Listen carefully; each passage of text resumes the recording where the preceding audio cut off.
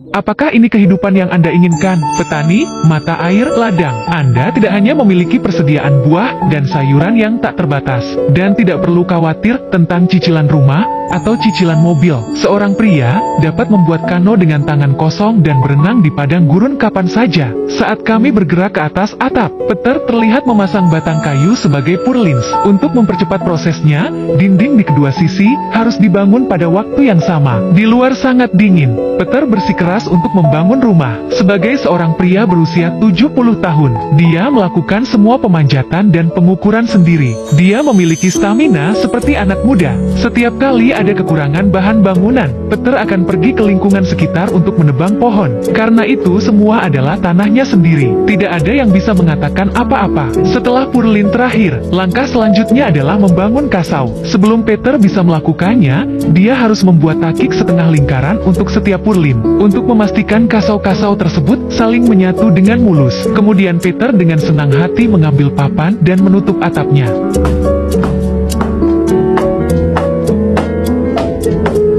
Warna alami kayu gelondongan itu sangat messy. Namun dalam usahanya untuk mencapai kesempurnaan, dia terus memangkas tepi atap hingga rata. Dan dia menggergaji bagian atasnya untuk memudahkan pemasangan cerobong asap nantinya.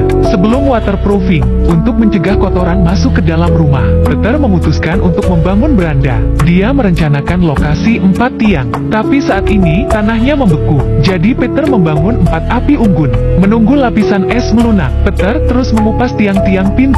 Saat bara api habis, sangat mudah untuk memasukkan tiang gawang ke dalam lubang.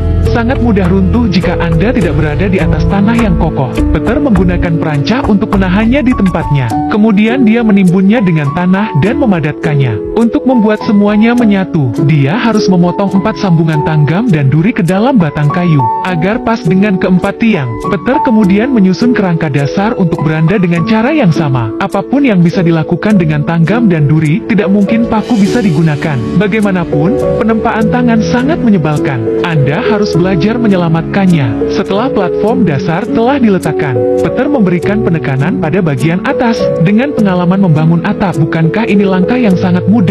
Tapi agar atapnya pas dengan sempurna, setiap kasau harus digergaji agar sesuai dengan kemiringan kasau. Dan kemudian bagian atasnya ditutup dengan papan. Langkah selanjutnya adalah membuat atap kedap air. Peter membelah kayu di sepanjang seratnya, dan kemudian mengamplas gerinda. Ini siap digunakan sebagai sirap, tapi permukaan produk jadi terlalu kasar.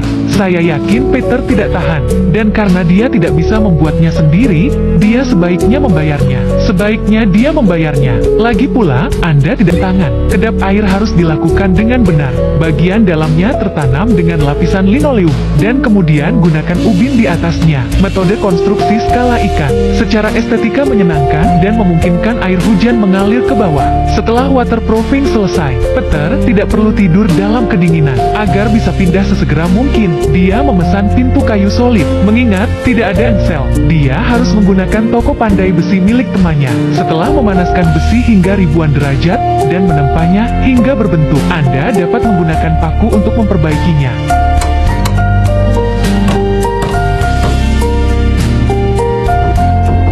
Dengan kunci pintu kayu, tidak ada rasa takut akan binatang buas yang masuk melalui pintu. Dan Hopper kemudian membuat jendela kaca, karena kaca sudah tersedia di abad ke-18. Pada abad ke-18 tidak banyak kemajuan teknologi, dan celah di antara dinding harus ditutup dengan semen. Bagaimanapun, saat itulah semen ditemukan. Jadi itu masuk akal. Tapi untuk kehangatan ruangan, Peter akan membangun perapian terbuka abad ke-18.